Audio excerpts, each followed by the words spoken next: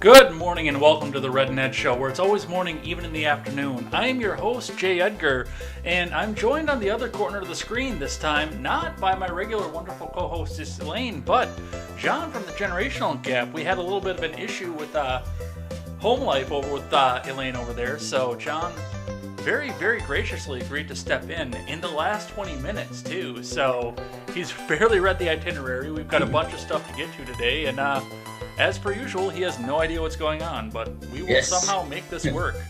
I'm in my natural habitat right now, not knowing what's going on.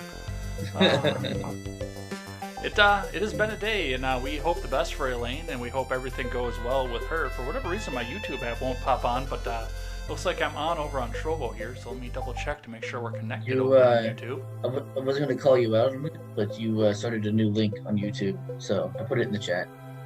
Oh. Link in the chat to the new... I wonder how the hell I got a new link. Let me figure that out. Because we want... Oh. We do have a monitor over there. Alright, good. Well, we are perfect here then and ready to go. That was the last thing I wanted to check on here.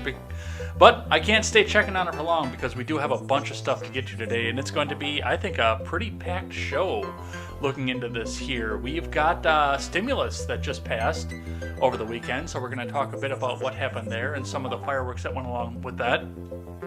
HR1 hit the news last week, and we'll talk a bit about what happened with that. So what that means for people coming forward and what that means for the government in general, if this can go through on the other side of the, on the other chamber of the Congress, rather. So we'll talk a bit about that. March 4th came and went, and surprise, surprise, there was no inauguration on March 4th. So we'll talk a bit about what happened there, how that started, how that ended, and how they're going to shift the goalpost once again. So looking forward to that. Texas and Mississippi joined the ranks of free states this week. So we'll talk a bit about what happened there and some of the backlash with that as well. And including a funny video from our current sitting president and something that he said as well. Lastly, we'll probably talk a bit about Dr. Seuss if we can find some time at the end of this here, but this is a pretty packed show as well. But Dr. Seuss is no longer politically correct, so we'll talk just a bit about that. And it's going to be all of that and more over on what's hopefully your favorite couple hours of listening material. So, thanks for checking us out. We are streaming live right now to YouTube, DLive, Twitch, Periscope, and Facebook. You can go check us out over there. Check us out over on Trovo as well. You can chat in any of the platforms. Except for Trovo, you can see everybody else's chatting there, so go ahead and live chat with us. Or if you can't catch us live, you can catch us back on demand over on YouTube and over on BitChute.com as well. You can go pick up our stuff as soon as it processes. It hits those platforms, and we get it back out for you guys. Check us out there. Or you can catch us back on the audio platforms, iTunes, Google Play, Stitcher, and Spotify.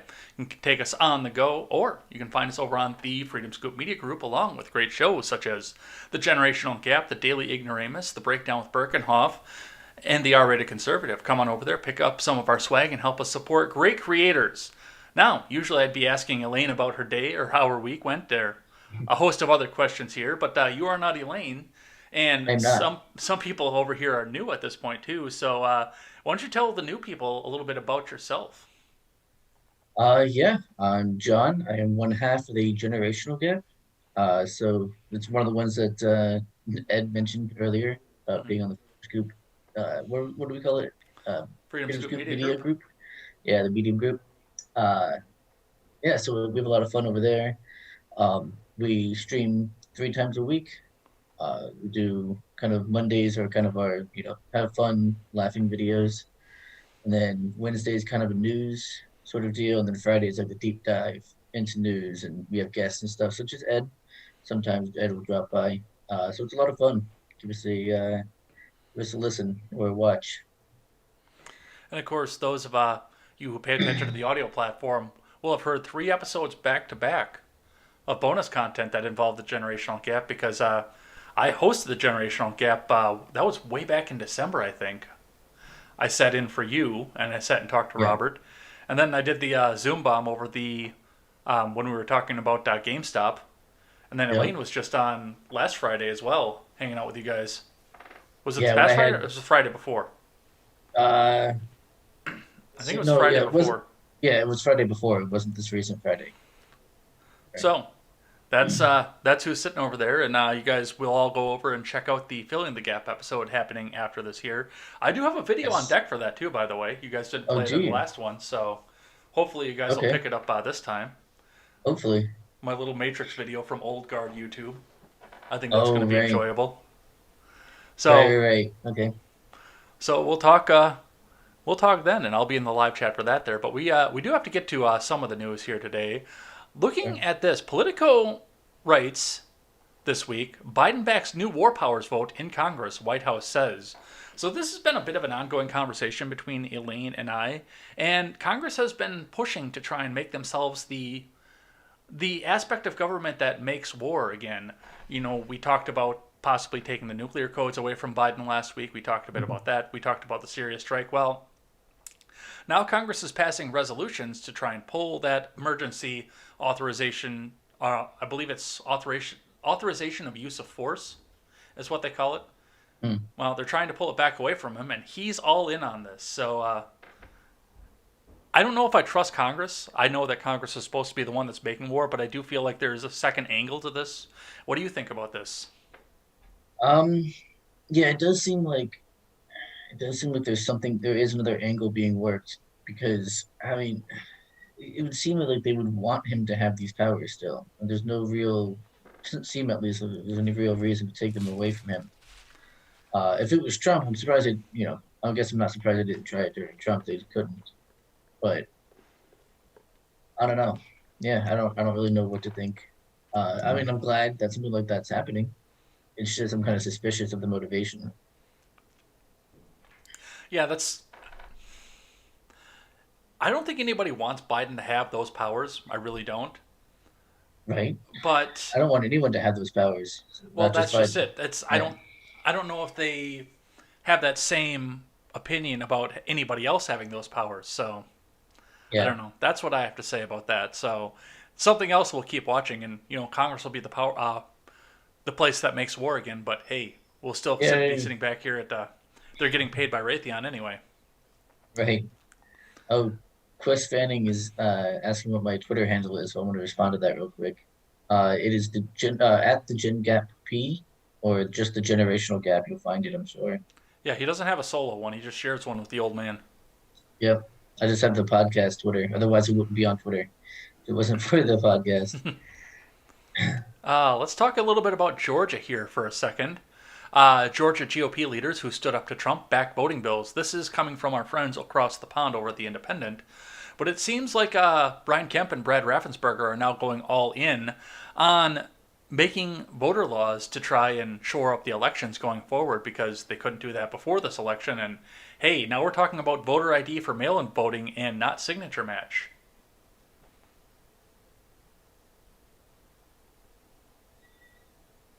Sorry about that. I skipped. I lagged out a little bit. What was the last thing you said?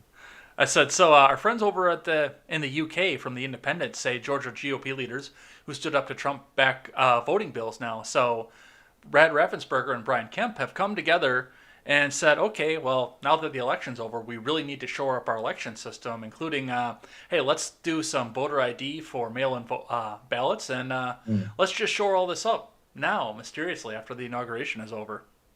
Right. Yeah. No, I mean that makes sense. Um, yeah, just that any kind of election stuff is really just I don't know. It's really tricky. I don't trust any of it.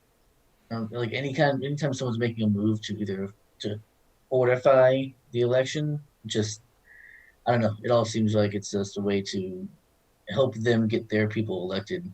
whether it's on the GOP or the Democrats. Well, yeah, I It's mean, always anything just changing election laws, that really is trying, it's a power grab, especially yeah, at any of this. But I guess the problem I have with this is why couldn't we do this for the 2020 election? I mean, there were two that the entire country was laser focused on. right.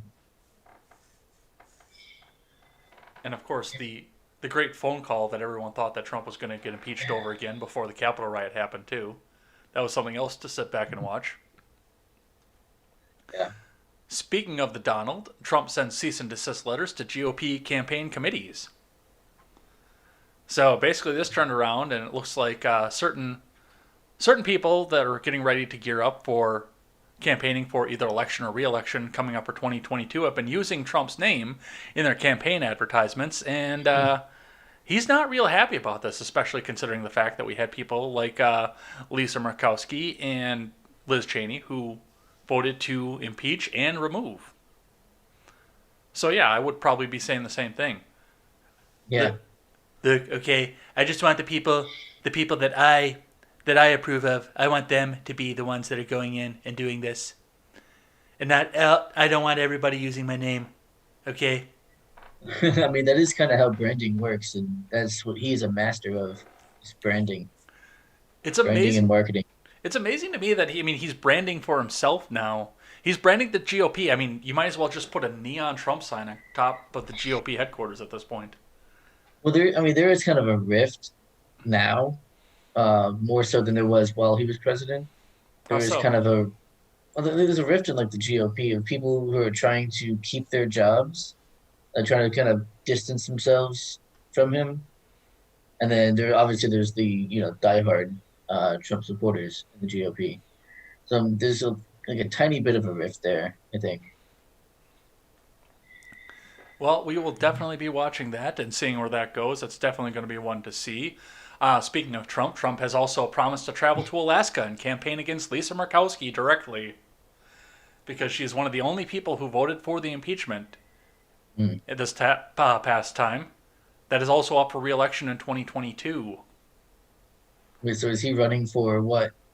Like Oh, he's governor? he's not running against her. He's Oh, just going okay. to he's going to be the one that he's going to try and be kingmaker again. So he's going to go up to Alaska Oh, and back whoever tries to primary Lisa Murkowski. gotcha. Nice. That's very Trump. It's a very, very Trump move for sure. Now, I'm waiting to see what the campaign ads look like, and they should probably be starting right about. Let's see, how far are we into the new term now? What, 2 months? So the campaign ad should be Yeah. happening right about, I don't know, now. Right about a month ago. So we'll be watching that one going forward here. Andy Cuomo is back in the news, and Oh yeah. I didn't feel it necessary to actually have this as a full topic. I debated this, having this as a full topic this week, but this has been talked to death, and nobody wants to pay attention to the fact that he's killed grandma 1,000 times over in the nursing homes, and nobody wants to Yeah. talk about that. But they do want to talk about who he tried to shtup and how it happened here. And two more women have come forward at this point. What is that, 53 now? It's Something like that? it's five. He's had five accusers at this point. It looks Not like so bad. He might get the high score soon. Who knows? no, Trump has the high score. 70,000 women have come forward and accused him of sexual assault, No, it's and actually he every admitted it. woman. What's that? It's actually every woman. He sexually assaulted every woman just by becoming president. As soon as he did that, just all of them sexually assaulted. And not just in this Damn country, shame. worldwide. Worldwide, yeah, all of them. So it looks like one of them came out and said that she was feeling like just a skirt. The article says who they were. Um, Karen Hinton was one of them. She was a former press aide to Andrew Cuomo. And a current, let's see, who's the other one? Anna Liss is a policy and operations aide who worked for the governor from 2013 to 2015 and said that he'd behaved inappropriately while on the job in Albany. Which, once again, we're sitting here and all of a sudden we have a reason to not talk about what happened in the nursing homes. Right, right. You're just putting forward a bunch of people, a bunch of claims that can't be substantiated, but we're just gonna forget about the number of dead elderly at the hands, almost directly, like almost as directly as you can get without being Well, directly Andrew Cuomo's, hands. yeah. I don't know. Well, the other thing that Yeah. goes along with this too, and I mean, it's four of these women. I actually do have a problem with him doing this too. Four out of the five. Not I. Well, I've got a problem with all of them because all of them were young enough to be his daughter. But I mean, four out of these women, there's actually a problem with because they were directly working for him, and that's creepy as shit. But the other one is like, he was at a wedding and he shot his fucking shot. Oh yeah. He came on and said, "Hey, I want to kiss you," and she said, Yeah, so I "Ew, haven't really been no." paying much attention to. What's that? And that was it. Oh, that was it. That's all that happened. I haven't really been following like these accusers, details and stuff. I'm just like, oh, another one, and then keeps rolling. Yeah, So, no, one of them. The four of them worked for him, but the last one was just some lady at a wedding, and he saw, and he's like, "Hey, I want to kiss you, okay? You're gonna kiss me, all right? This is what it's gonna be." And she said, "Ew, no," and that was the end of it. yeah. See, that's what happens when they get more and more of them. Hmm. They become like I guess I don't want to sound insensitive, but less and less of a big deal. Over time. I think that's the best way I can put it. Well, and the other point that I had from this from the first time, is if you elect the mob boss from The Mask, you can't sit back and wonder why you have corruption.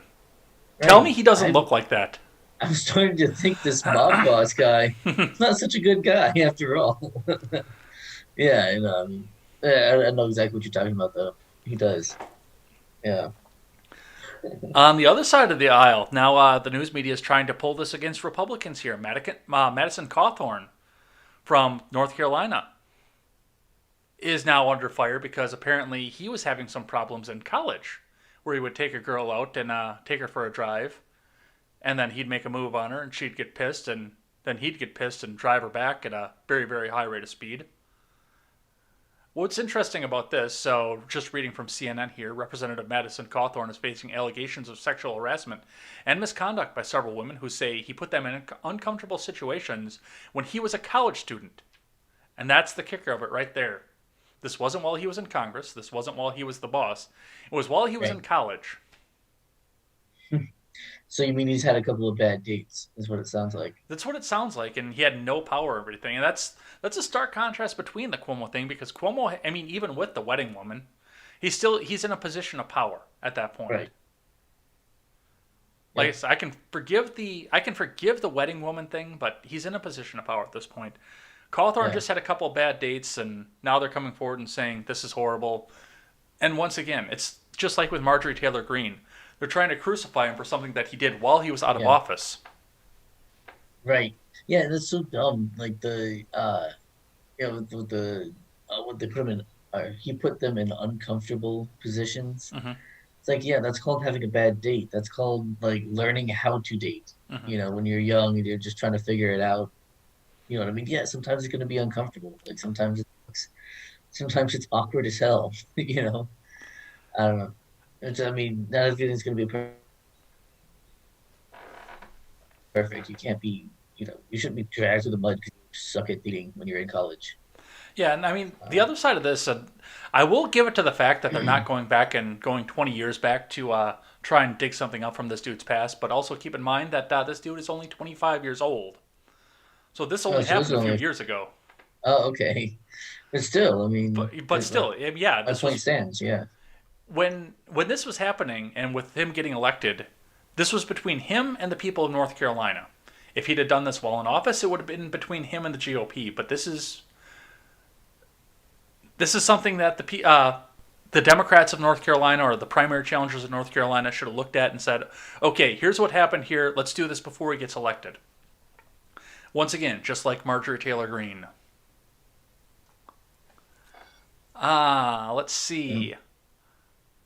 Joy Reid got in the news this week because she came out and put a tweet out that said, and I quote, "I'll say it again, people on the right would trade all the tax cuts for the ability to openly say the N word like in the good old days. To them, not being able to be openly racist and discriminatory without consequence is oppression. Trump is the avatar for this freedom. And she rightly got raked over the coals for this. So hang on a second. Yeah, because hang on, we have, I guarantee that would have come out of Trump using the N-word, like on video, in audio, like I don't think there is, right? I don't think there is any of that. I'm No, trying I to don't think. think so either. However, we do have Biden saying it, even if it is like a slip, you know. It's at least closer than Trump was to saying it. I don't know. It doesn't seem like he's all that openly racist then. I mean, he ate a taco bowl on what was it?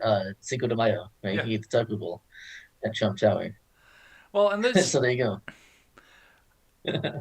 you So were stupid, this whole thing. Like everyone's racist, everyone's doing this. Oh, you're a big we don't taxation like and you, that theft means kind you. of guy though too. So I got to ask you this question: as a Yeah. person who looks for tax cuts, would you trade your tax cuts for the ability to say the N word without consequence? Would you, John? Would you trade that? No, no, Uh, that's stupid. Like, no. If I wanted to say it, I would say it. I don't say it generally all right. anymore. All right. We got to talk just a bit about COVID here for a second. Let me get the video up for this. Where is it? Where is it? Where is it? Where is it? There it is. So Microsoft is coming out with a daily pass, as per se, and let's hear what they have to say about this. Let's hear them try to sell this. Oops, wrong one. This is the one I want to play with. Our scientists tell us there are 3 things we must do to stay safe: wear masks, make sure we social distance, and wash our hands. And now, your school, with the help of Microsoft Corporation, has created another. Introducing Daily Pass, your exclusive ticket for safely going back to school. Each week, you can schedule your free on-campus COVID test. The results are displayed in your Daily Pass. And if you choose to take your test off campus, you can post the results in your Daily Pass. And the moment vaccinations are available, you'll simply be able to schedule yours through your Daily Pass. But the real magic is your daily health check. Just answer a few simple health questions every day, and like magic, your entrance ticket appears.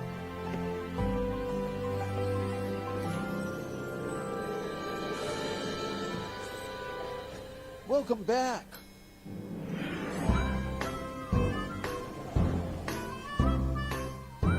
Welcome to school.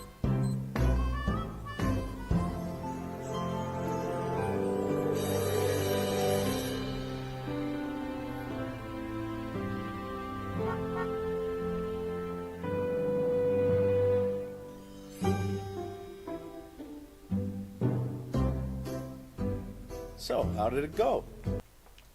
So there's nothing about that screams Orwellian. Not at all, no. Oh my God.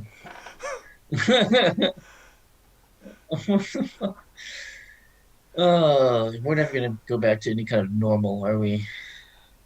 Well, define what normal is, because I mean we've been hearing about what the new normal is for quite a while. Right, that's what I'm saying. The old normal. I mean, the old normal. Being able to see all of someone's face in public, you know? So we're not getting a mini burqa on our face. Well, not to mention that now Microsoft wants access to all your medical records, Hmm. and they want access to when you've been tested, where you've been tested, how you got tested. Yeah. Yeah. No, I mean, we don't know. First of all, we don't have any privacy anymore. Like, I'm sure Microsoft could have that information if they wanted it. No, There's some kind of fuckery. I don't know. But yeah, I no. mean, we just don't have any kind of privacy at all whatsoever. Microsoft is pure and innocent, and they would never do anything wrong. Of course. Oh my God. You remember Yasmin, right? From my Discord server? Yes. Yeah. He actually said he was one of those like eat the rich types. Yeah, I know. And he was saying, but Bill Gates is fine. He can survive. He's allowed to live, apparently. So he's the good one. I guess. I mean, he really is a hero to them, which I don't understand. But they hate Elon Musk. So I don't know. And the guy's got no medical degree either. That's what just drives me nuts about this. He is not a doctor.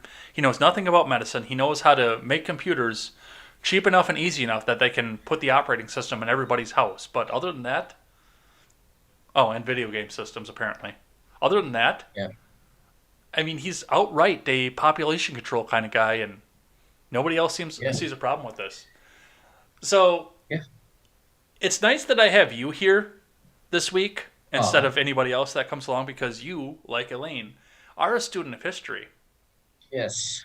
I So try. we'll remember this past week we talked about the girl with the big boobs that sang the "You Are Racist" song, which I subjected Elaine to with a lot of humor. Well, she made her rounds again, except somebody decided to make a rebuttal to her video as she was going. So let's have a listen to what that sounded like.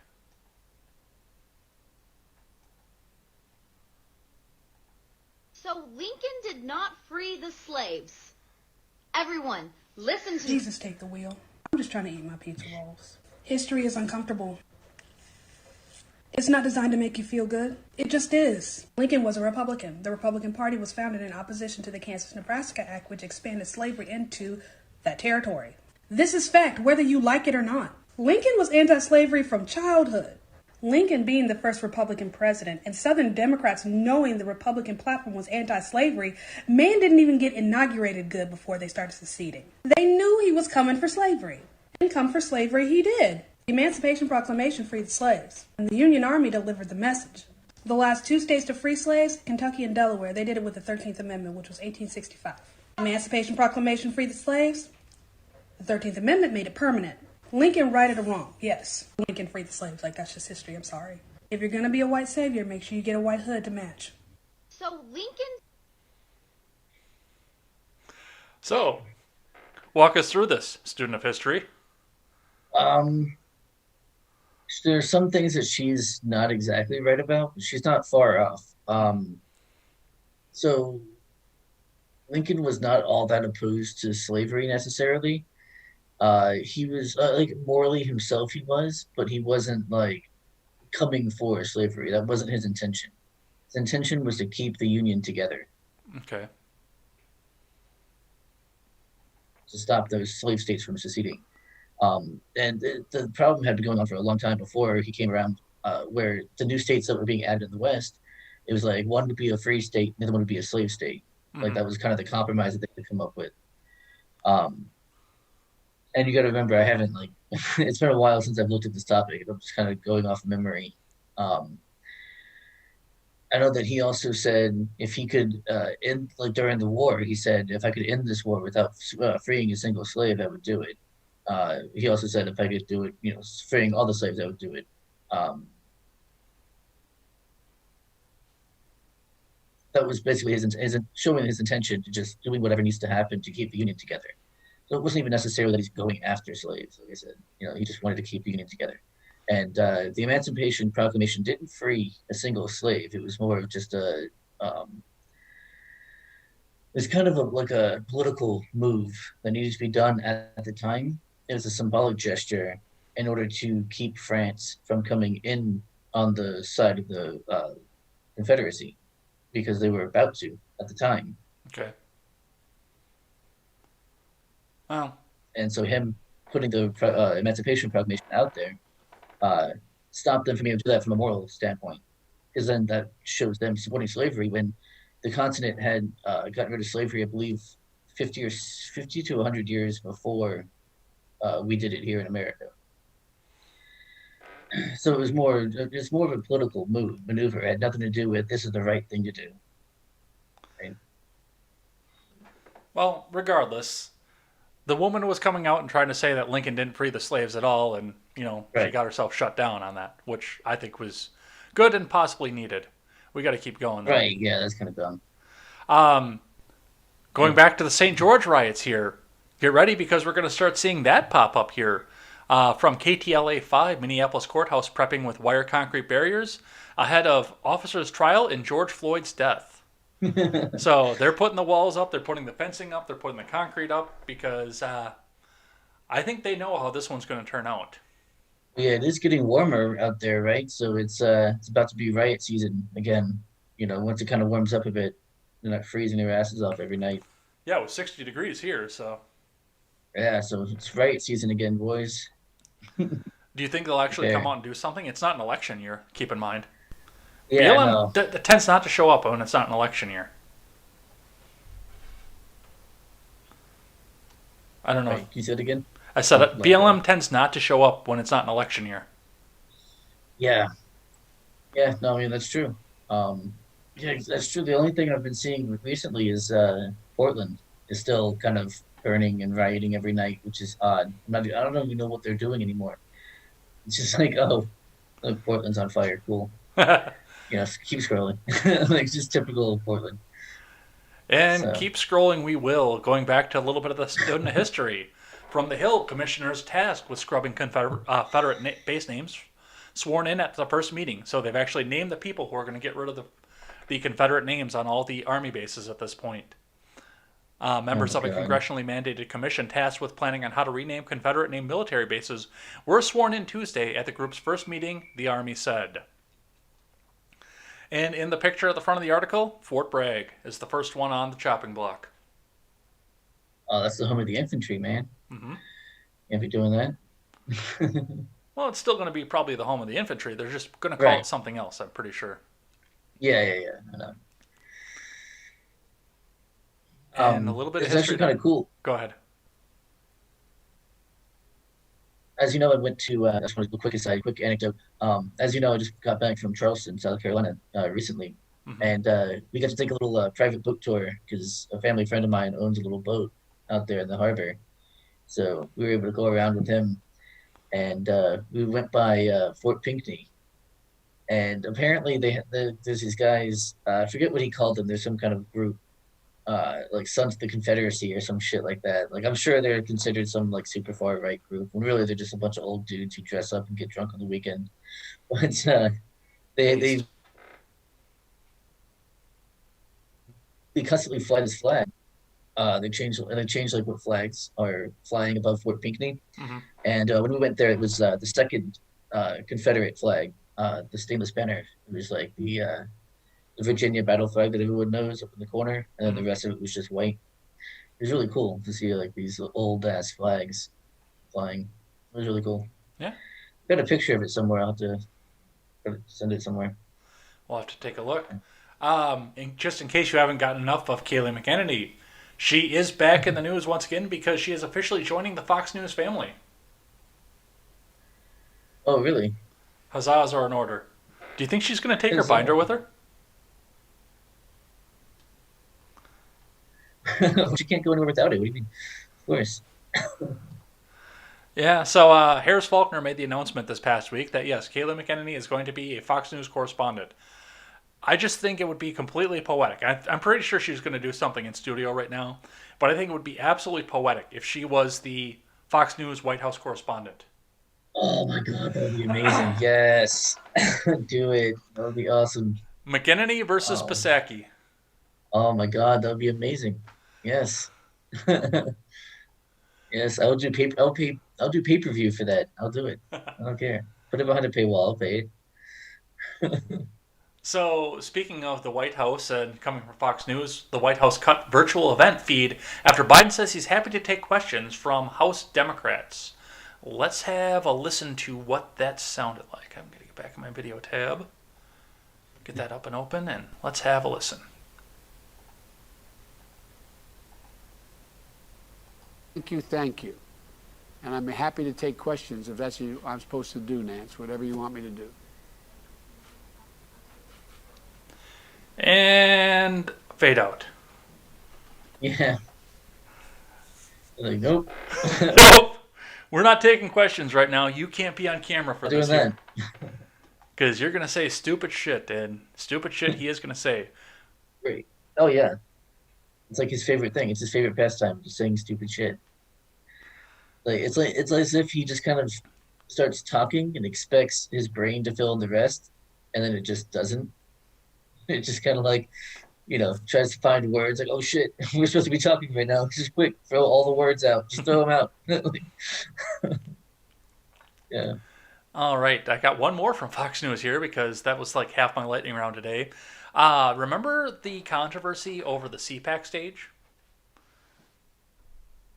Yes. Yeah. Yeah. The stupid Nazi symbol or Nazi symbol. Yeah, I suppose that's actually probably local news for you, so you got to see a lot of this. Well, it turns out that the company that put that up was a major MSNBC and Democrat donor. Ooh. So, an Yeah. online conspiracy theory that the stage at last weekend's Conservative Political Action Conference was designed in the shape of a Nazi symbol has been disproved by the political affiliation of the company that built it. I don't know if it was disproved or not, but yeah. Over the past several days, social media users sought to disparage the conference by comparing the design of the main stage to an obscure Nazi symbol known as the Odell rune. Design Foundry told the Jewish newspaper The Forward on Tuesday that the design was intended to provide the best use of space given the constraints of the ballroom and social distancing requirements and was approved by the American Conservative Union, CPAC's organizers.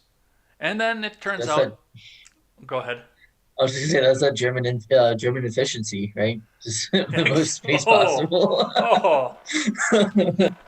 maximizing the space on the stage, man. That's all it was. I do find it funny that this controversy came out and happened. That they were able to. Well, they designed the stage that it was, and it turned out that the people who designed the stage turned out to be left wing donors. And, well, first off, why the hell would you hire a company if you're at CPAC that's been donating to MSNBC? Because they're all donating to each other. It's all That's, the same shit. It's all the same stuff. but I find it interesting the fact that this stage was apparently designed in the shape of a Nazi rune, and then people knew about it within seconds of it being unveiled. Yeah, there's no one that's a better expert on Nazis than the left. I'm telling you, they know everything about them. Yeah, They're obsessed, even. I mean, when I first heard about this, well, somebody called in on the call-in show and asked me about this. I looked at the rune, and this is supposed to be this very, very well-known Nazi symbol. I had never seen the fucking thing before, Nope. ever. I mean, someone in the chat saying it's they wore it on their collars, but I mean, I don't. I guess I never looked close enough to see. I don't know. Yeah, I I had don't never know. seen that symbol before, ever Um, in and my it sounds life. like from the name, it sounds like some kind of like Nordic rune It was. It or was. some kind of pagan. You know, That's exactly what it yeah, was. yeah. But apparently, like I said, it was completely well known, and everybody knew exactly what this was, except for the fact that nobody knew what the hell this was. Right. Oh man. All right, I got one more here. We're going to talk about old cocaine Mitch because I was kind of hoping for Elaine's input on this one here because she's got a plan for Kentucky, but we'll have to work with what we have here because McConnell is now working with the Kentucky legislature to change the laws on how a midterm senator would be appointed should the senator not be able to fulfill his term. So as of right now, if McConnell were to have to retire or pass away in the middle of his term, then the task of replacing him would fall to Democrat Andy Beshear Mm. per Kentucky state law Hmm. because it's that's not something that happens on the federal level. That's how the states handle how they do that. Basically, is how that Sure. works. I would So, hope so. I mean, in my state, the legislature picks automatically, but in Yeah. Kentucky, the governor picks. Hmm. So, with that being said, now sitting here, McConnell is not doing well. He's old. He's had polio. And I don't know if he believes that he's going to make it to 2026. So he's been Right. working now with the legislature to try and get the law changed so that the legislature is the one that picks. And I think, according to this article, he's actually looking at trying to make it so that the state GOP picks, not the legislature itself, which means that he essentially gets to handpick his replacement. Pretty good deal from his perspective, you know. I was going to say, what do you have to say about that? Um, I don't know. Not terribly concerned with it. Um, I mean, it's Kentucky. They can handle their state stuff however they want. Kentucky's going to do what Kentucky's going to do. That's right. I know Elaine was fairly excited for the prospect of McConnell being voted out and then Rand Paul winds up being the senior senator from Kentucky, and then Thomas Massey switching and running for the House and becoming the junior senator. Then you have two liberty-minded Republicans in That the would be GOP. fun. That would be pretty great. I like both of those guys. So, yeah, that would be pretty cool. I'm down. All right. That's all that I have for the beginning of the show. We got to talk a little bit about HR1, but I'm going to take a second and check with the live chat here and see what these guys have to say. Yes. Let's see. Unsatiable's here. How do we block the stimulus bill? Well, you can't. And we'll talk about that in just a bit. Chilaga is here over on the YouTube side. Quest Fanning is here. Yes. We covered your Twitter handle. Saint says, I still think this is a bad cover for mass murder. Yes, it is. Quest says, so you have an invasive test on a regular basis. Terrible for your health. Yes, you do. Yeah. Normal wasn't that good to begin with. Fuck it with an ice pick. Also says Quest Fanning. Yeah. Edward Ridzone says, because they hear population control and they don't think it includes themselves. Right. Quest says, the overemphasis on the importance of the union as opposed to the splinter going about things poorly, gas given fuel to this day to fools who think secession, 10A, states' rights, etc. are racist. Oh, yeah. Yeah, of course, states' rights. Somehow that's racist for states to have rights. I don't know. BLM never gives the money to deserving-ish. They don't get listed to Dems in non-election years. Yeah, I know there's another one. I didn't put it in the notes today, but I know it looks like Michael Brown's father is demanding the money from BLM, saying that they owe him like $20 million. He ain't getting that. Yeah. Apparently it's not an obscure symbol. They wore it on their collars, but I'd never seen it before, so. Nope. Like I said, I probably wasn't paying attention enough to the uniform, I guess. I mean, I don't know. I'm not as obsessed with the left with Nazis or with Nazis. Yeah. So I don't know. Spartan says, who is the greatest politician in office and why is it? Republican Representative Paul Gosar. Yeah, that was another one that went along with the debate for the stimulus was to cut all the spending out of the stimulus and give everybody $10,000 for stimulus. Not because he actually wants to give away $10,000, just to show how little of that money is actually going to the American people. Right. That's a good idea. All right. So we got to talk Like it. about HR1 here for a second. Are you familiar with HR1 at all? Which one is that? What does it do? HR1 is the For the People Act of 2021. I've got the summary here, and Already this sounds bill is horrible. like 8,000 pages. Of course it is. I've got the text of it in front of me here. This bill is huge. It's massive. So, and I mean, I don't know who believes that they're actually going to sit back and read all of this in a day, but we'll talk just a bit about here. I'll read you the summary for HR1, and let me tell you what you think. So this is introduced in the House on 1/4 of 2021. For the People's Act of 2021, this bill addresses voter access, election integrity and security, campaign finance, and ethics for the three branches of government. Specifically, the bill expands voter registration, e.g. automatic and same-day registration, and voting access, e.g. vote by mail and early voting. It also limits removing voters from voter rolls. The bill requires states to establish independent redistricting commissions to carry out congressional redistricting. You know what independent is. Additionally, the bill sets forth provisions related to election security, including sharing intelligence information with state officials, supporting states in securing their election systems, developing a national strategy to protect the U.S. democratic institutions, establishing in the legislative branch the National Commission to protect U.S. democratic institutions, and other provisions to improve the cybersecurity of the election systems. Further, the bill addresses campaign finance, including expanding the prohibition on campaign spending by foreign nationals, requiring additional disclosure of campaign-related fundraising and spending, requiring additional disclaimers regarding certain political advertising, and establishing an alternative campaign funding system for certain federal offices. 2 more paragraphs. Hold with me. The bill God. addresses ethics in all three branches of government, including by requiring a code of conduct for Supreme Court justices, prohibiting members of the House from serving on the board of a for-profit entity and establishing additional conflict of interest and ethics provisions for federal employees and the White House. The bill requires the president, the vice president, and certain candidates for those offices to disclose 10 years of tax returns. That's Wow. the summary. Yeah. So already, fuck this bill. Firstly, for it being 800, what did you say it was? 800 pages long? Yeah, it's thousands of pages long. Oh, 8,000 pages long. It is just Yeah. absolute. So, yeah, already fuck that. Secondly, I've already, said I don't trust any of these election laws that are being passed. There's 8,000 pages of election laws. That's what it sounds like. Yeah, that's what it is. Some of the things that are going along with this, and I have already started reading and digging through some of this. They are attempting to make voter ID illegal. Oh, that's nice. Yeah.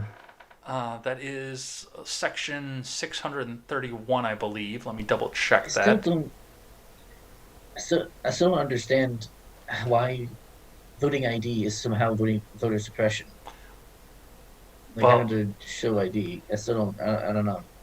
well, because people who aren't white have no way of knowing how to get IDs, apparently. Oh, that's right. I forgot. The Democrats think we're fucking idiots. I forgot about that. But they're just stupid. They don't know how to get online to get in line for the vaccine. Yeah, I forgot. Oh, yes, that's a completely different According to issue. Democrat idiots. That's a completely different issue come from these people. Yeah, that's a lot of this, and reading this, of course, a lot of this is federalizing the election system, which is expressly prohibited by Article 2, not Section 2, Article 2, Section 1 of the Constitution. A lot of this that's in here fails on the same way. Which, I mean, it's thankful for that too, because that's the same reason that Republicans can't get their dream wish list of having national voter ID passed by the Congress, because it's unconstitutional. The Supreme Court looked at it and said, Article 2, Section 1, that's bullshit, get rid of that. Yeah. What was interesting this, though, is the bill requires the president and the vice president and certain candidates for those offices to disclose 10 years of tax returns, but nothing about Congress people. Did you notice that? Well, yeah. I mean, they're the ones. They're the ones passing the bill. I mean, they got to be safe. They're not supposed to be the ones with the microscope, right? Just the ones that we don't like. Yeah, apparently. So I want to talk just a bit about what NBC has to say about this. The House passes sweeping voting rights ethics bill. The House on Wednesday passed the For the People Act, a sweeping bill that seeks to change campaign finance, voting, and ethics laws. The bill would expand access to the ballot box by creating automatic voter registration. And of course, this is NBC, so this is in the best and floweriest language that they have available. It would expand access to the ballot box by creating automatic voter registration across the country. So as soon as you're 16, you start getting registered to vote. So you're ready to go by the next time through. So they can mail you that ballot, and then you can just fill it out and mail it back, or have your parents fill it out and mail it back. Okay, so hang on. So you don't get the ballot machine? Because I did see that. I thought they actually officially lowered the age to vote. Did they not? No, they have not Okay. officially lowered the age. Okay, that's what I was seeing about it. And I was just like, well, that's fucking dumb. Like, You can register oh, when you're 16, okay. but you can't vote. But that way you've got your address in there and ready to go. So, once you get up to the table, you just go up and say, hey, my name is John Smith, and I'm registered to vote, so give me my ballot. Yeah. Especially given the fact that they're trying to get rid of voter ID, too, because what's on your Right. ID? Yeah, your name, your address, your voter registration, all that stuff. The bill would also restore the voting rights of the formerly incarcerated, expanding early voting and modernizing America's voting systems. The House measure passed 220 to 210, with one Democrat joining all Republicans on voting against it. Other things that are in this, it would strengthen the oversight of political lobbying and campaign finance by preventing members of Congress from serving on corporate boards, but they'll still get their kickbacks, don't worry about that. And this is now, like I said, they're only getting to this now, trying to get this passed. But this was priority number one. So this was something that they wanted right out of the gate off of this. This is something that they consider to Hmm. be the most important thing to them, is getting this up here, getting this done, and getting this done in the way that they want it. Right. So what's your take on this?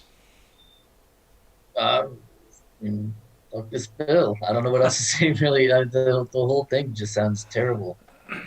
I mean, it just sounds like they're trying to make it so that it's easier to commit voter fraud than ever before. It's like, they're trying to make it easier for themselves. Um, I guess I shouldn't make any accusations on your show. I won't do that. Let's say that, hypothetically, in a video game, there might be one particular party that likes to commit voter fraud. It seems like it would make it a lot easier for them to do so if they should choose to do so in the future. Not that they have before, ever before, never ever. Maybe they will in the future. Who knows? Well, I mean, I know that the 2020 election was completely above board and nothing bad happened. Wink, wink, honk, honk. Yes, safest and most secure election ever, which is why we had to make it even more safe and secure for the future. But it's the federalizing of this, the bringing this up to the federal government level, and I count on the Yeah, Supreme Court to keep this from going through, if this would ever pass. But the other side of this is the filibuster is still in place, so this has no chance in the Senate. yeah, But also consider the wording of this. What is the bill called? yeah. The For the People The Act. For the People Act. Well, guess Yeah. what? Every Republican in the Senate voted against the bill that is for the people. How do you feel about that, John Hugh Public Citizen? Oh, they're against the people. Those damn Republicans are. They hate the people. They're racist against the people, and they're fascists. Am I doing it right? I think I'm doing it I think you're doing it right. right. But in addition to this, now Biden got up on his little soapbox here, also reading from NBC. Let the people vote.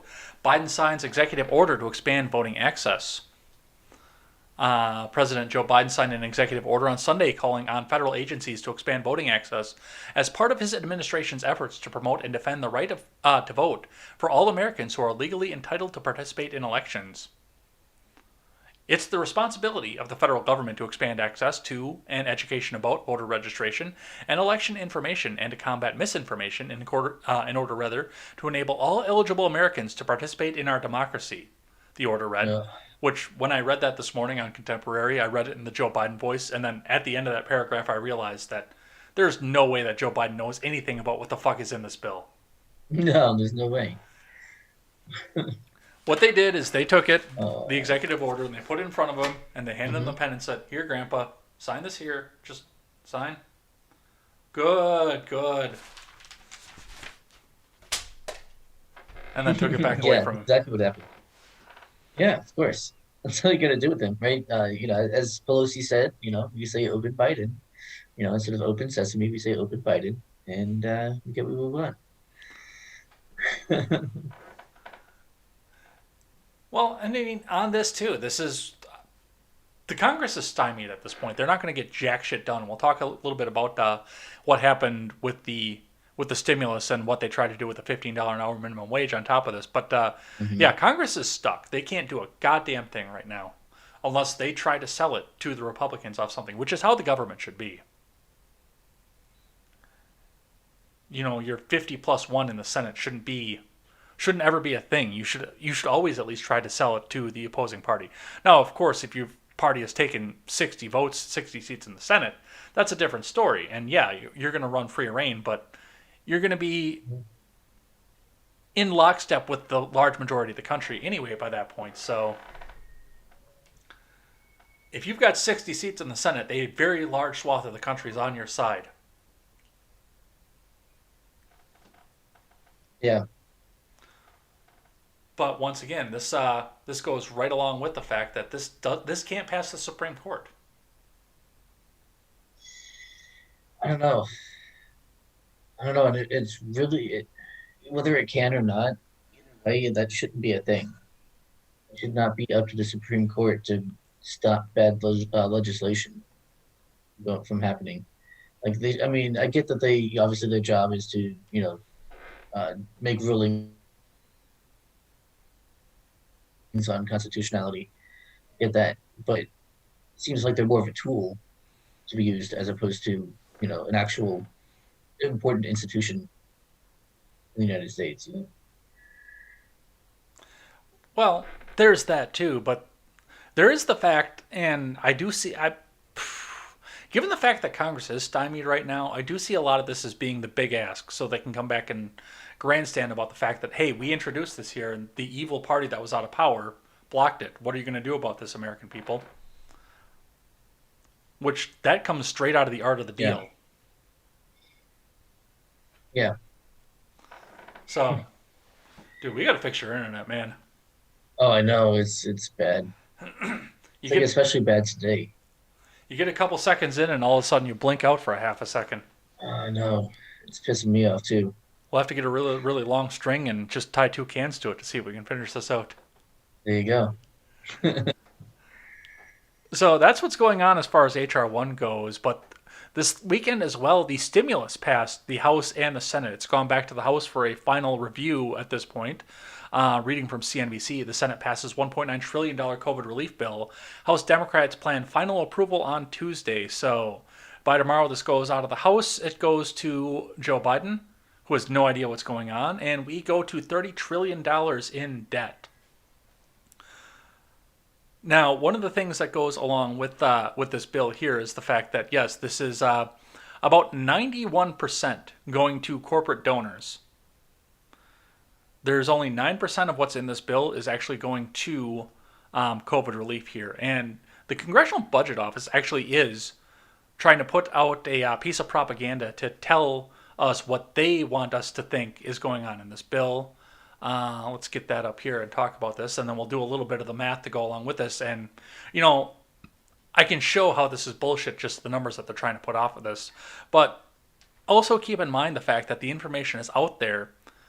My Senator Ron Johnson forced a reading of the bill on the Senate floor. Yes. So anybody who has the time to sit back and watch C-SPAN has the chance to know what's actually in this bill versus what the Congressional Budget Office wants you to believe it is. Now, we have up on the screen here a chart, and this is in the show notes for if you want to go scroll down to the bottom and you can check that out. But what we've got up on the screen here is a chart that's showing what the CBO tells you that all of this is going for.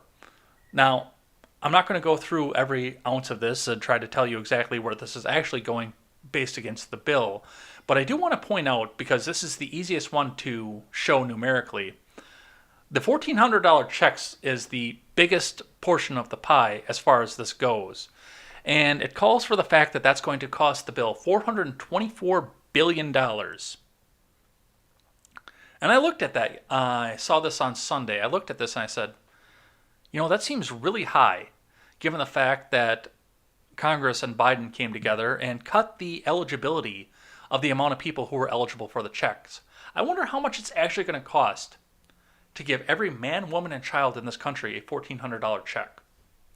And I did the math. I got the calculator out, and I assumed the population at 330 million, which it's slightly below that. I think it's 326 and some change, I think is what we're at right now. But I did the math for 330 million people at $1,400, and that comes out to $462 billion. But it's going to cost them $424 billion to give a $1,400 check to everybody who makes under $75,000 a year. Something doesn't math here. Right. Yeah, there's something, I don't know, where's all that extra money going? And especially, once again, like... trying to look at the chart. What's that? I said I was trying to look at the chart. If you take those damn sunglasses off, you'll be able to see it better. That's never. The sun never sets in Coolsville, right? But yeah, that's what I have from this here. I mean, if I'm wrong, fact check me. Tell me what you see from this. No, I mean, I don't think you're wrong. I don't think you're wrong at all.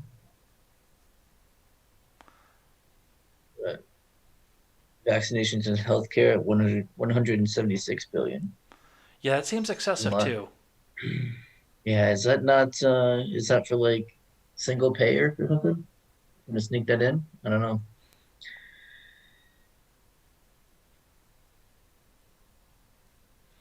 But yeah, like I said, just given the fact that there's only not even, what is it, $40 billion difference between a $1,400 check to every man, woman, and child in this country and the people who are eligible to get them off of this. Yeah. That sets off a lot of big red flags to me. And this is coming from Yeah. somebody who didn't sit down and watch all 6 hours of this getting read on the floor.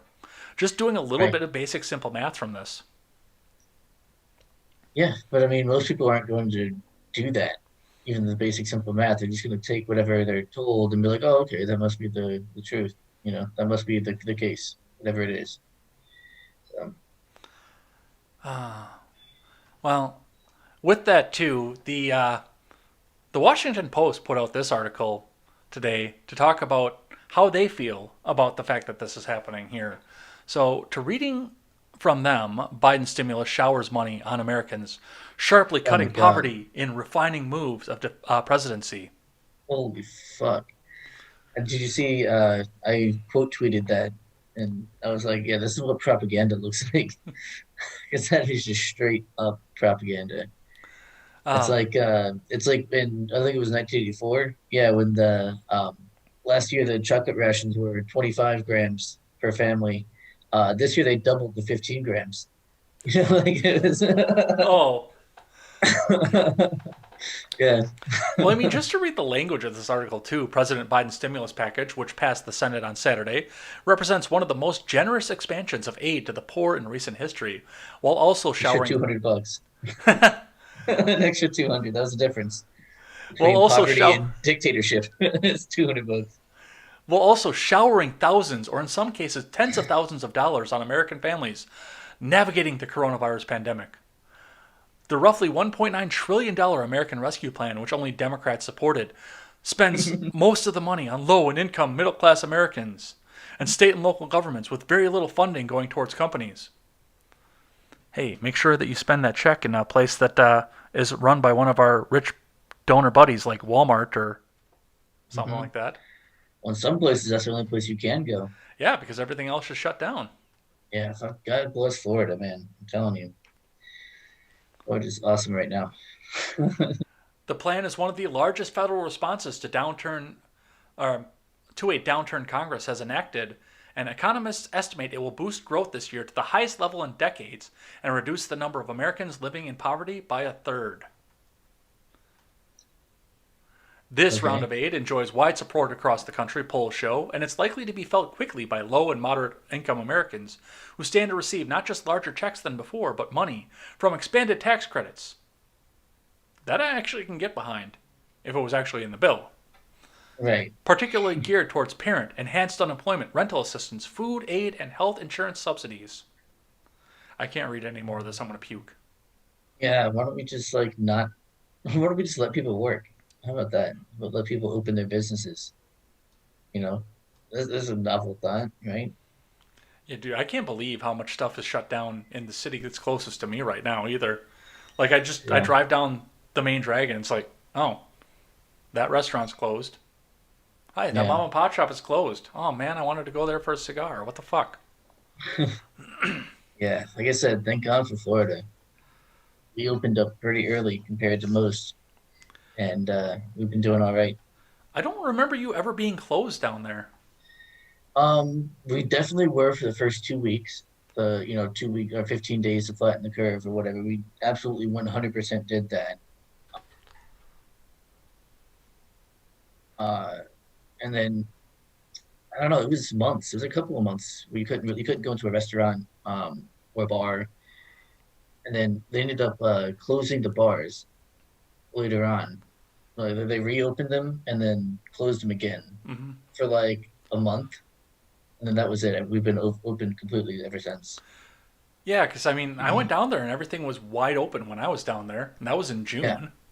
yeah, we were already open by the time you came down. Yeah, I do remember fantastic. I remember the conversation when we checked into the Airbnb though on how on how they cleaned and sanitized everything, and there's nothing to worry about, and everything has been gone over with bleach 7 times, and I'm like, we don't care. We're in our 30s. Yeah, We don't care.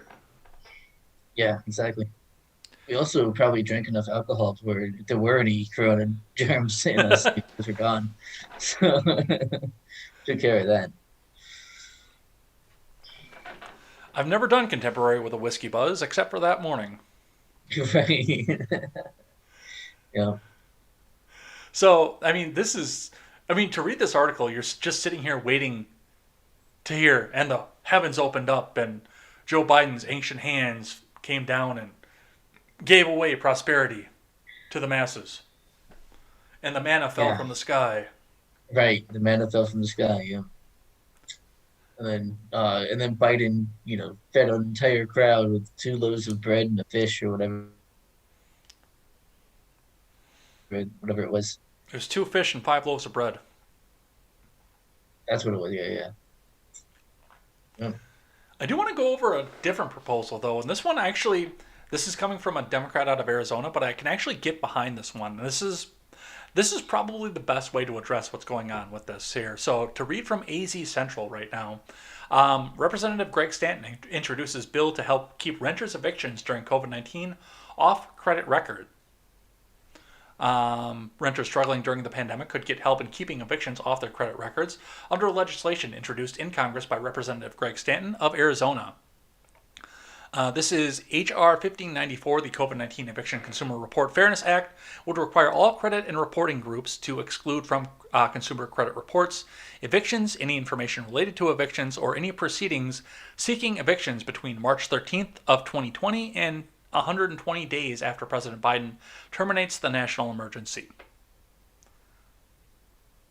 What do you think the chances are that he's actually going to overturn state of emergency?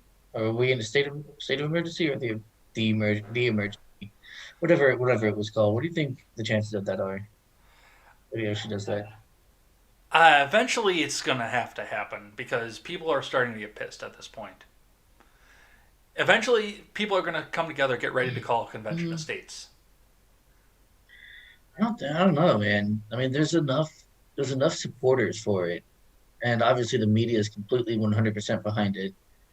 Um, I mean, it's just like assholes like me and you who are not for it, and obviously the people in your chat as well. Yeah. Um, but like, I mean, what are we though? Like, who cares what we have to say? See, And they already have the National Guard in DC. Like, what are you gonna do?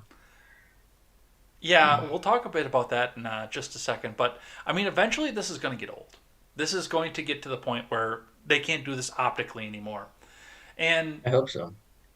as much of a vegetable as Joe Biden is, he does have a skilled political apparatus sitting behind him. Yeah. And they do know what to do with optics and how optics work.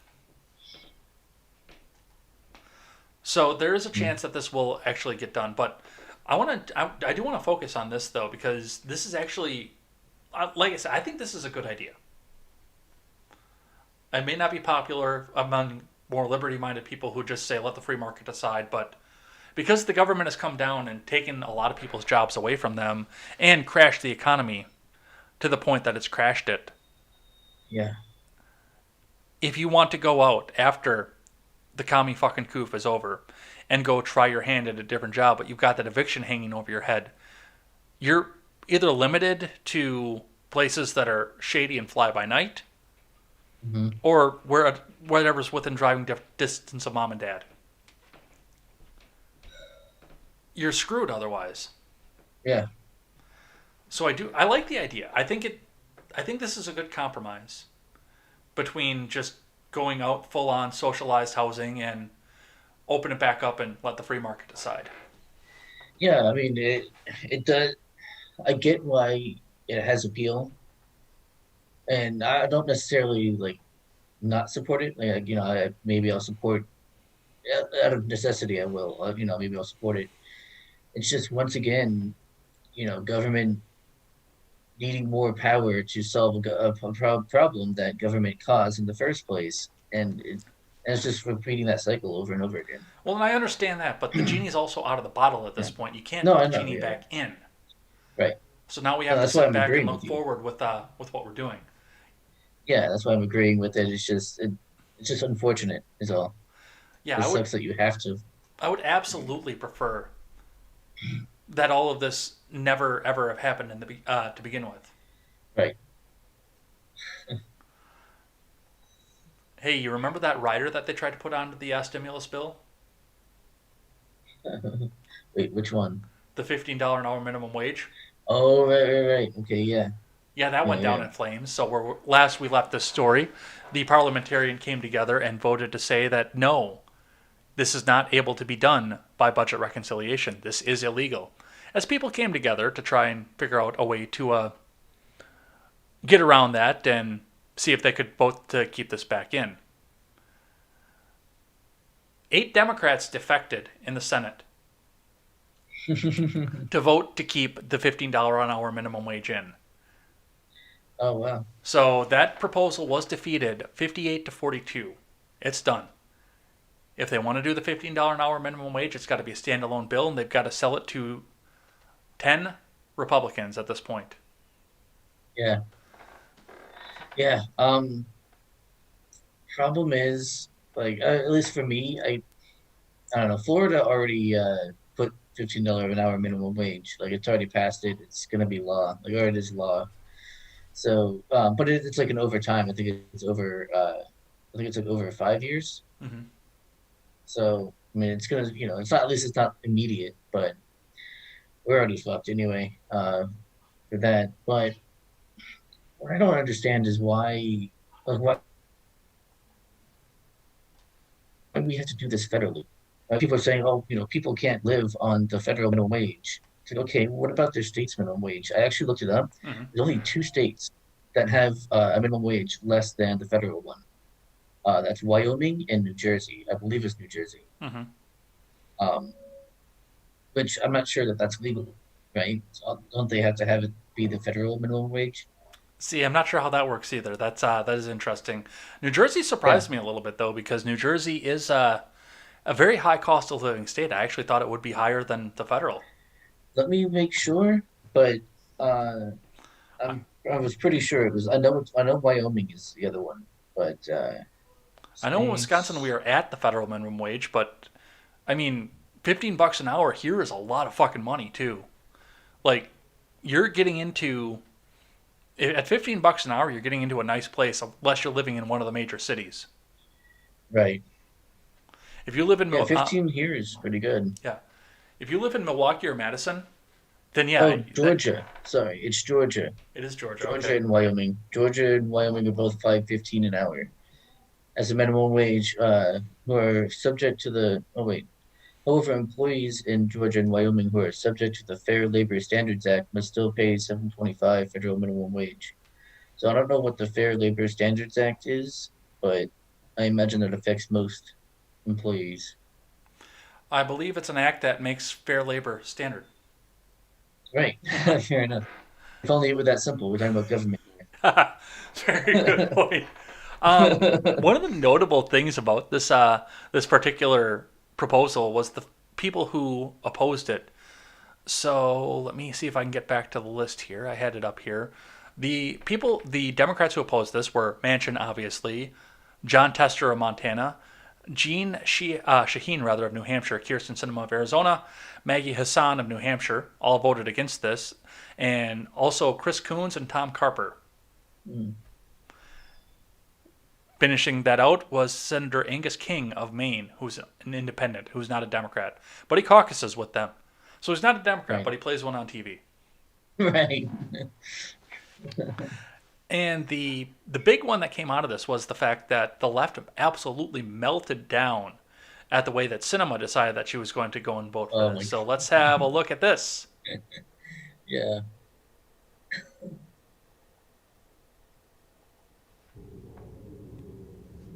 Miss Cinema. Gladiator style. She's that little like bent her knees a little bit. She's like Yeah. she really stuck her thumb in there. She's like Apparently, she was eating cake too, but I didn't see that. Yeah, I heard about that. So, doing like the Riots thing, which of course that didn't happen, but Let them eat cake. Let them eat cake. what are you gonna do? Yeah, she was supposed to have. Right. Yeah, which, like I said, that didn't happen. That was just propaganda. What do you think about that little display though? I think she knew exactly what she was doing. She knew that those people were going to melt down from her doing that. Like she did that for a reason, you know. Uh, So Everybody's favorite progressive got into the news talking about this as well. So Alexandria Ocasio Cortez went on Mehdi yes. Hassan's MSNBC show to talk about the minimum wage and decided to say that, hey, the moderates are lucky that we're only asking for 15. Let's have a listen to what that sounded like. Hmm. You've heard this already, haven't you? Yeah. Listen, I think that if any, not just Senator Manchin, but any person who thinks that a $15 minimum wage is the crazy socialist agenda is living in a dystopian capitalist nightmare. And we should not prop that up. We should not continue that. People are sleeping in their cars. They can't afford baby formula. There are basic goods that people can't afford to live on $7.25. It is deeply, deeply shameful that we are even having this conversation, because when you take the minimum wage from several decades ago and you actually account for inflation and productivity gains to today, it should be $24 an hour. So we need other Democrats to understand how deep of a compromise $15 an hour is. And by the way, this bill has a multi-year phase-in as well. So even if we pass this, to progressives' discontent, by the way, we are talking about a multi-year phase-in, which will, really chip away even more. So 15. Hear that? $15 an hour is a compromise. Yeah, I know. So again, but this is extremely dishonest messaging, right? Like I said, there are only two states that have a minimum wage less than the federal, which means that every other state, 48 others, have it higher than the minimum wage, or at least at. I don't think any of them are at the minimum wage. But before, I know before Florida went up to 15, which it hasn't done yet, but I think before that it was like 850 or something like that, like 850, 855, something like that. Which here is really good for when you're in high school, and you're working a part-time job. That's a decent wage. My first job that I ever had at 17 was $8 an hour as well, and under the table, which was nice too. I didn't pay any taxes on it. But I wouldn't admit to that on live stream. oh, that was a long time ago, man. That business is closed. It's long gone. So yeah, but my point though is that like I don't know anywhere where you're making 7.25 an hour. Like most businesses will start you off at like 8, and that's considered low, like real low. Mm-hmm. That's you're probationary. Like okay, first 90 days you're on probation. You know, here's $8 an hour. Here's 8.50. Then once you get past it, we'll bump you up a dollar or two. You know, that's usually what happens, as far as I know. At least that's what happened to me. I don't know. Maybe I'm just like the luckiest person ever. I guess I don't know. But I don't never met anyone making 7.25 an hour. Not even a 16-year-old in high school. All right. Well, that's what I have on the stimulus here. Of course, this is going to go through. It's going to get passed, and you're going to get your check, and I'm going to go snip, snip, snip with mine. Yeah. I want to check in with the live chat here a little bit. Then we're going to talk a bit about March 4th. So let's see what they have to say over here. Wow, they've been going a little bit nuts here, which is fine. So while you do that, I'm gonna hit the bathroom. Okay.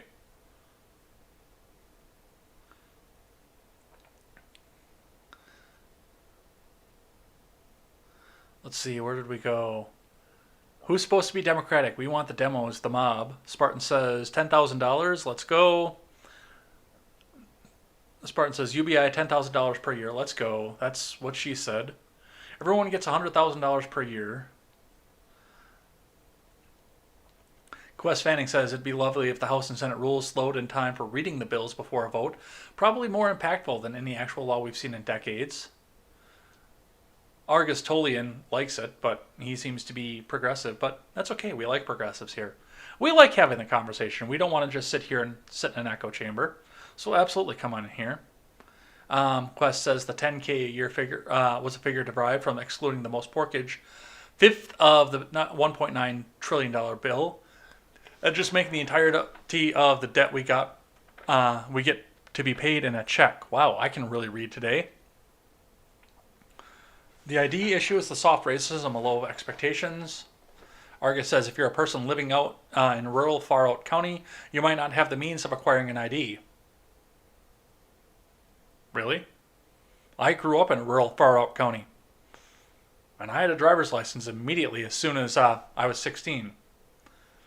Nephilim says unless it's a recall election, then it requires ID, Gavin Newsom. Quest says if anything, it'd be impacting different races in a reverse direction. Quest says voter fraud doesn't exist. It's racist to think that. Yep, everything was above board. Wink, wink, honk, honk. Yep. Argus Tolian says Biden is a master. Safest, most secure election. Argus says Biden is a master politician, 47 years of success, and toppled the toxic tangerine. That's true.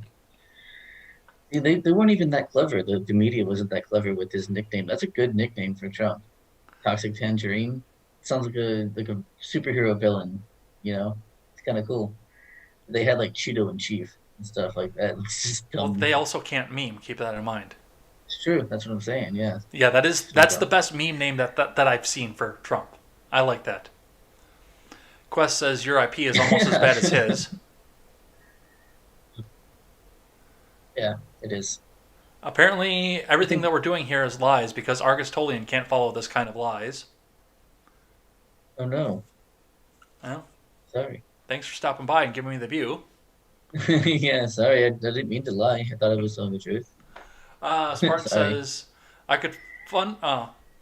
Let's see. Spartan says they would be better off giving me the $424 billion. I could fund our host campaign for president with that. J. Edgar and Ignoramus 2024. Yeah. Quest says Biden gives golden showers for American families. Let's see. Spartan says give people UBI of $200 per month. No UBI. 100,000 a year UBI for everyone. Spartan also says restaurants are kind of pointless. Get the females back in the kitchen so they can cook for us. Yes, you saw Burger King's announcement earlier today, I guess. Yeah, I saw something on that in Discord, but I didn't put it up. It's stupid. It was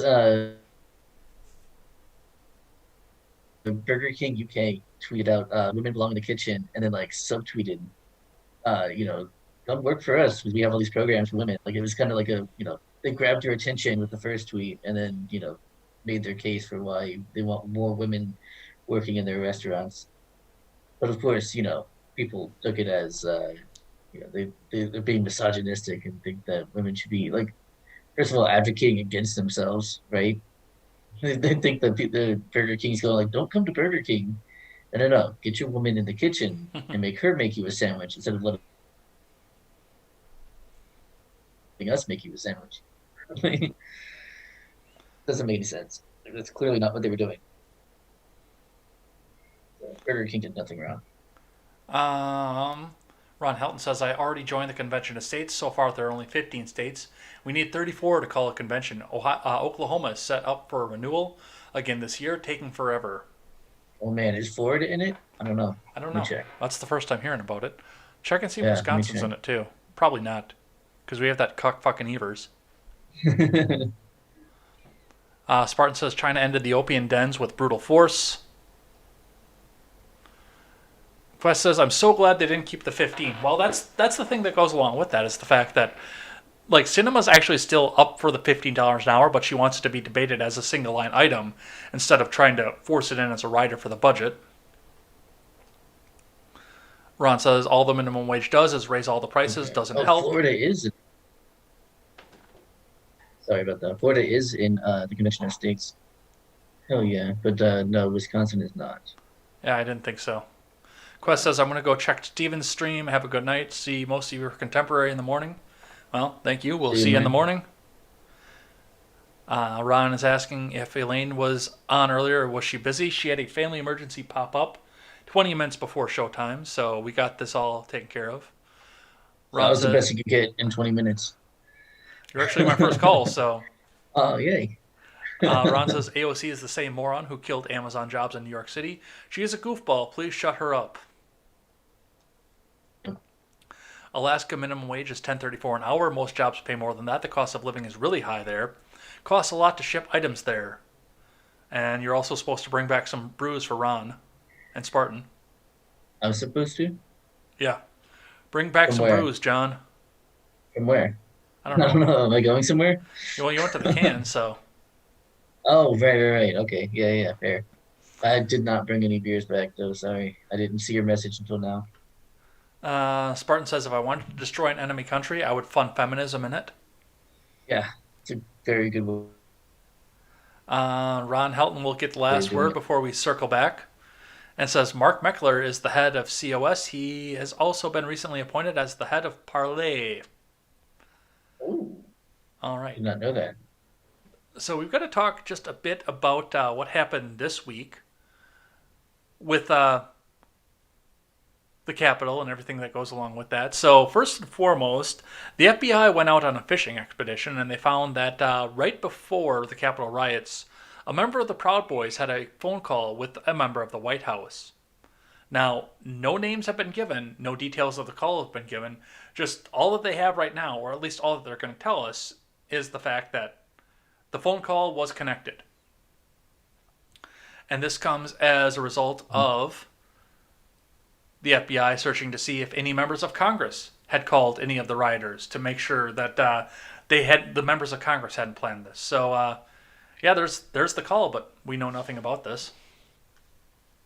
Yeah, sources say, just like those pesky studies, there's always a new study that suggests the things that I like. These sources seem to confirm all of my biases. It's so strange. But yeah, I didn't want to go too into depth with that one, but it fit with the theme of what we were talking about here. Eric Swalwell right now is suing Trump and close allies over the Capitol riot in a second major insurrection lawsuit.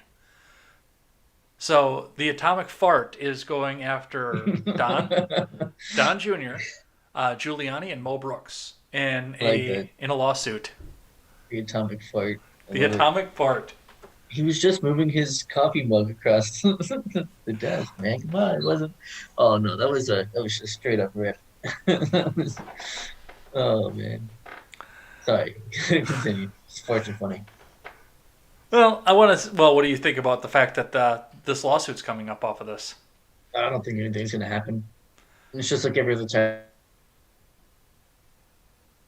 they try to nail him with something. It's just symbolic. The thing that I don't understand is why they're not taking this in front of a grand jury. It's not going to do anything. Nothing's going to happen.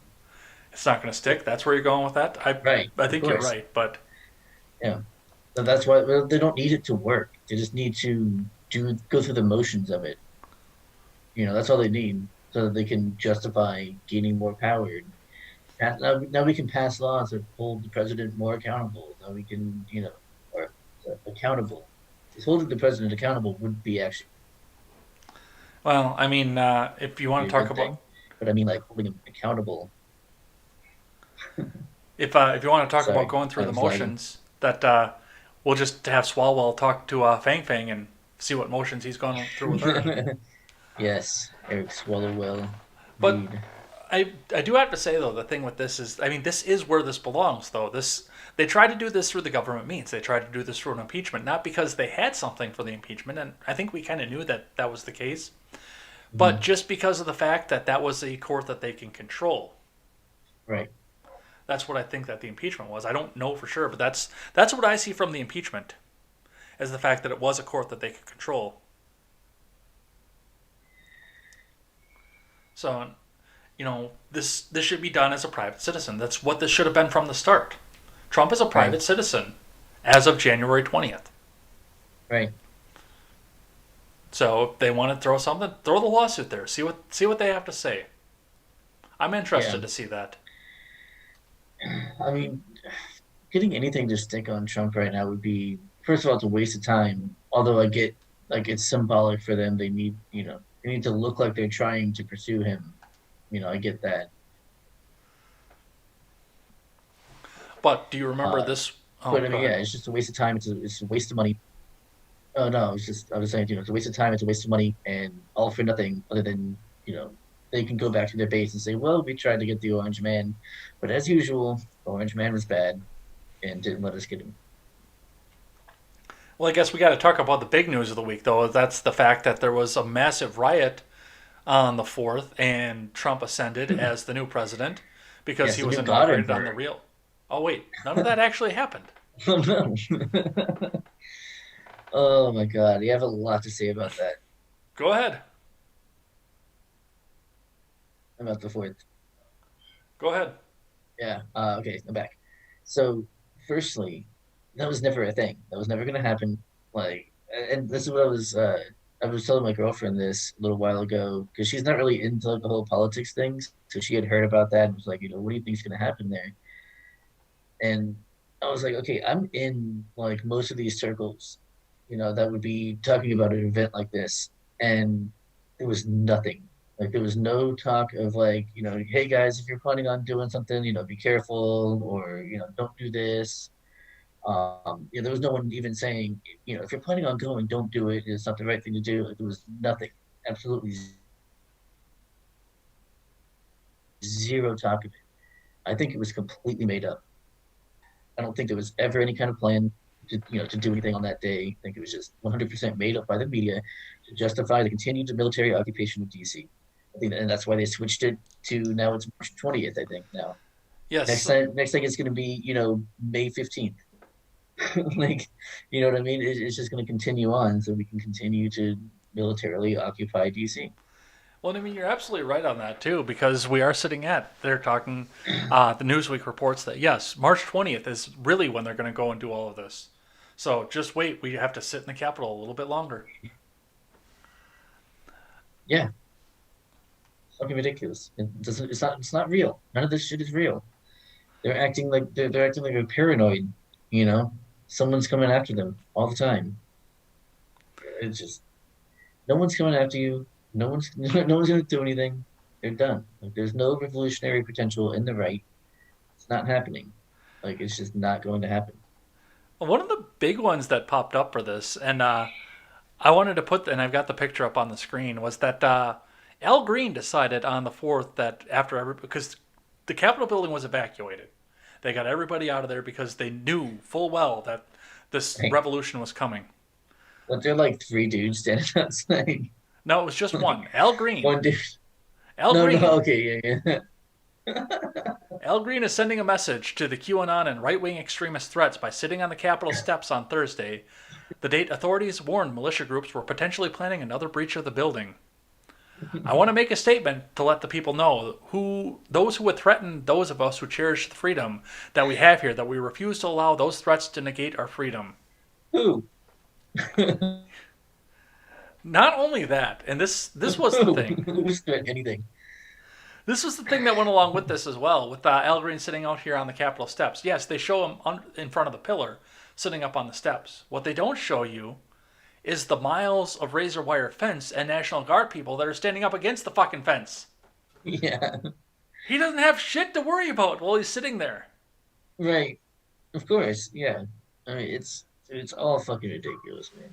Now, It's fucking clown world.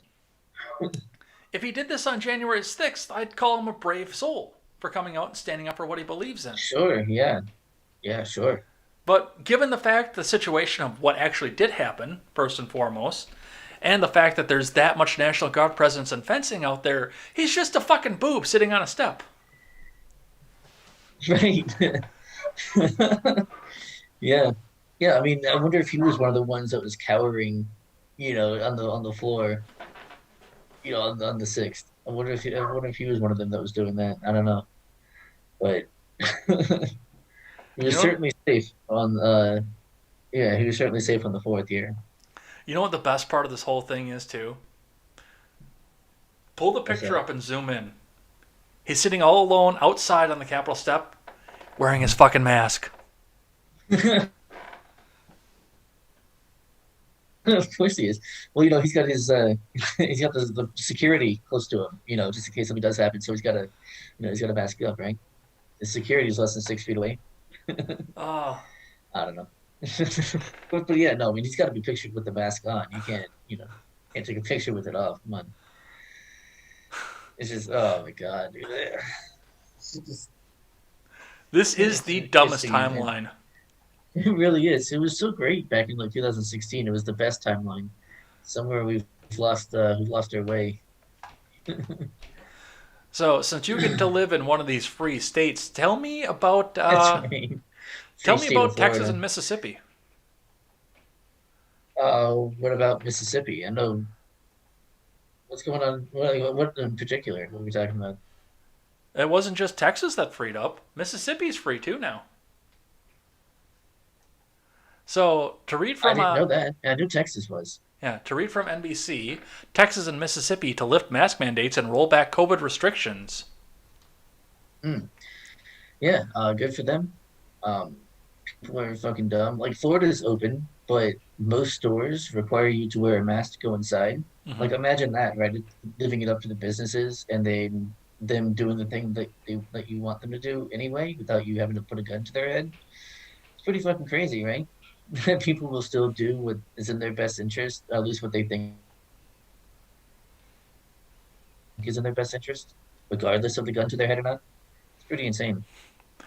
It is just a little bit So insane there, but yeah, Texas and Mississippi joined South Dakota, Florida, and a handful of other states, and they have no more mask mandate. They're able to open back up for 100% business, and the left lost their fucking minds over this, right. Well, like I including said, yeah. No, go this ahead. tweet that our friend Britt decided to quote tweet and comment on. Let me get that one up here. There it is. Derek Ensign tweets out, on this hashtag Texas Independence Day, we tell Governor Abbott, come and take it, with a picture of the mask. Oh, yes. Dude, I mean, no one's coming for your mask, dude, all right? We just want common sense mask control. That's all we want. That's it. Yeah, come and take it. Dude, that's not. That is the cringiest, most soy-filled comment I've ever heard in my entire life. That is. Oh my God. I Nobody, forgot what? about that one. That's the best part. Well, and I mean, you think of this from the left point of view, the fact that they want to enforce what they believe on you at gunpoint, and you don't have the freedom. You have to fall into line. But, dude, if you want to wear... Before Wisconsin had the mask mandate in place, I saw tons of people wearing a mask. If you want to wear a mask, wear a fucking mask. And Yes, I get to make fun of you for it, but still. right. From the leftist point of view, though, everything is at gunpoint. Mm-hmm. So that means that either you have to wear a mask at gunpoint or you're not allowed to wear a mask at gunpoint. There's no such thing as freedom of choice. You don't get to make a choice. You either must wear a mask or must not wear a mask. Like, What at least about that's my what it body, seems my like. choice? No, you don't get a choice. Well, the only choice you get is if you want an abortion. That's it. Otherwise, you don't get a choice when it comes to your own body. So fucking God. The hypocrisy pisses me off, and it pisses me off even more that they don't care. They'll openly acknowledge hypocrisy and just not care. It pisses me off so much.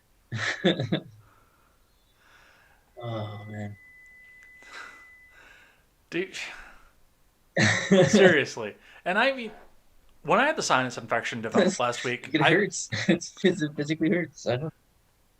when I had my sinus infection pop up last week, I was actually a little bit more sympathetic to it, to the people around me, and I did wear the mask.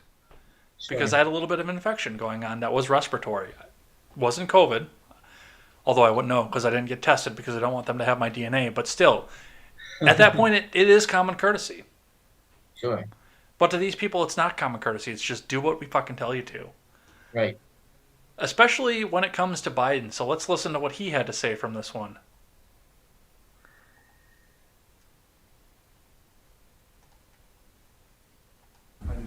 Message to Texas and Mississippi. Texas and Mississippi. I think it's a big mistake. Look, I hope everybody's realized by now, these masks make a difference. We are on the cusp of being able to fundamentally change the nature of this disease because of the way in which we're able to get vaccines in people's arms. We've been able to move that all the way up to the end of May to have enough for every American, to get every adult American to get a shot. And the last thing we need is the Neanderthal thinking that in the meantime everything's fine, take off your mask, forget it. It still matters. I carry a card, and I don't have it, I put it on my desk. As of yesterday, we had lost 511,874 Americans. We're going to lose thousands more. This will not occur. We'll not have everybody vaccinated until sometime in the summer. We have the vaccine to do it. Getting a shot in someone's arm and getting a second shot, you're going to take time. And it's critical that they follow the science. Wash your hands, hot water, do it frequently, wear a mask, and stay socially distanced. And I know you all know that. I wish the heck some of our elected officials knew it. So thank you very much. And we're not going to talk about the fact that he went up and played with his fucking mask 4 times while he was giving that speech, which is supposed to render it ineffective. Well, no, not when Biden does it. No. It's fine. Especially if he was, I don't know, he might have been wearing a mask. Who knows? He might have done a double mask, triple mask. Neanderthal thinking, though. Yeah. Neanderthal thinking. That's what freedom is, I suppose. Or freedom to choose, perhaps. Is Neanderthal thinking. Don't know. I mean, But again, it's like they're not like saying you can't wear a mask. Like that is not the case. Yeah. So where's the obviously by Neanderthal thinking you're saying it's like bad thinking or primitive thinking. Okay, what part? Like the freedom part? Like, Yes. what is it? I guess so, yeah. I guess we're stupid for not wanting to be completely dominated and controlled. I like being dominated and controlled, but that's a different story Outside for the a different bedroom. podcast. However, Right. however, one of the best parts about this comment, not the fact that he went and insulted half of the country, but this gave ammunition to the meme smiths, including this little video that popped up this week that I was quite entertained by. Let's have a look at what that looked like.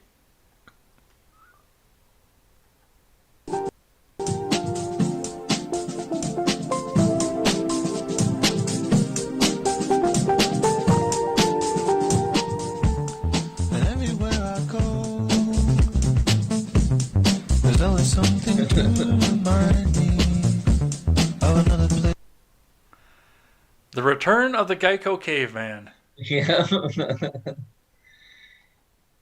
Yeah, that was a really good one. Yeah. I enjoyed it. It's perfect. It's really well done. It must have been fairly easy to do. Like oh man, it's a good solid meme. Solid meme. The other one that popped up on the other side of this, though, was that Keith Olbermann decided that he needed to weigh in on the mask aspect of this with this tweet, which was thankfully screen capped because it is since deleted. Keith Olbermann tweets out, "Why are we wasting vaccinations on Texas if Texas has decided to join the side of the virus?" God. It's a bit of a hot take right there. Yeah, what do you think about his hot take? I think it's funny that he deleted it. Like he can't, stand by it, dude. You said it. Stand by it, man. Stand by it. Fuck it. The only time I've ever deleted a tweet was if I spelled something wrong and Yeah, then it's the same with fix it. me. Yeah, I'm not deleting my tweet because I said something shitty. Like, I'll be like, oh well, it sucked, and then move on. Like, what? Like, I mean, it's not like someone's not going to archive it, right? It's going to be there, even if you delete it. It's still there. The Someone's going to internet find it. is forever and ever and ever and ever. Right. That's right. You just got to own it, man. Be like, yeah. Sometimes your tweet misses. Who knows? All right, I got one more story for you here, and then we'll do surprise stupidity and head on out of here for the day. And this is one that I actually avoided talking about on Contemporary because I'm very, very pro private company, and I didn't think it really mattered all that much. I thought it was legitimately pretty fucking stupid, and we didn't have to go talk about it. But then they made it a big thing, and now we do have to talk about it. So this week, the Seuss Foundation, which they were already planning on doing this, decided that they needed to stop publishing these 6 books. These books are the Cat's Quizzer, Scrambled Egg Supers, If I Ran the Zoo, On Beyond Zebra, McElligot's Pool, and I Think I Saw It on Mulberry Street, are no longer going to be published by the Seuss Foundation because the images within supposedly had racial undertones. Oh no. Which I don't understand. So some of the problems that they were having with this, and Yeah. it Oh, looks like some of them were older sorry. books as well. So some of them were coming back from, at the beginning of this when, some of this was not right, but possibly a little bit more acceptable societally at this point. Sure. Were gross caricatures of black skinned characters who looked very ape-like. And most notably, a picture in Mulberry Street, which I remember, of a Chinese man who eats with sticks. Yeah, that never happens, huh? Yeah. They never do that. So these are all being taken away now from publication, which was all That's well and like good. that's like getting a yeah. I was gonna say that's like getting angry when someone depicts a Sikh with a turban on his head. It's like what, like what? What do you mean? Like, I don't know. Anyway, I'll actually be completely honest with you. I only know or at the beginning of this, when all this happened, I only knew what 2 of these books were. yeah. I hadn't heard of the other 4. Right. I've only ever seen. So I saw this on Mulberry Street. Or saw that on Mulberry Street, whatever it is, and if I ran the zoo. Those are the only 2 I knew of. I owned Mulberry Street when I was a kid. We did not own If I Ran the Zoo, but I do remember seeing it in the library. Mm. But the point about this that I made on our show on Friday, uh, is that one, these 6 books are not their like big earners. These are not big money making books for them. So them cutting it means that they don't have to produce it anymore. It means that they don't have to, they're not wasting money producing these books anymore, and they get the virtue signal at the same time. So it's a win-win for them. They're going to sell those other books, and they get to cut costs Mm-hmm. and look good. Uh, yeah, that's about it. That and like they were cutting them anyway. Like, there wasn't any kind of outrage, as far as I know. Like they were just cutting them, and then came out with like, "Hey, look, these are these books that we've been selling for decades. Have some racist stuff in them. So now we're getting rid of them. We're gonna do better." Like and no one was like, oh, okay, yeah, sure. Like that was it. No one was complaining. No one was outraged. It's just stupid marketing ploy.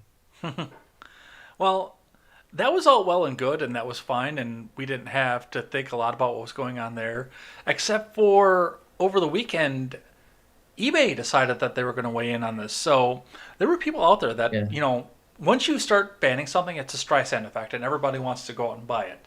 I think we yeah. all understand what the Streisand effect is at this point. And then eBay stepped in and said, well, these aren't being published by Dr. Seuss Foundation anymore, and you are no longer allowed to sell them on our site. And some of these books were going for like tens of thousands of dollars, when this happened here. Just to read from Fortune here, it's about to get even harder to find one of the 6 Dr. Seuss books that the writer's estate has pulled from the publication. eBay says it will not allow the resale of the books on its marketplace. The online auction site is delisting attempts to sell the books, according to the Wall Street Journal. As of Friday morning, it had not come close to expunging them, however.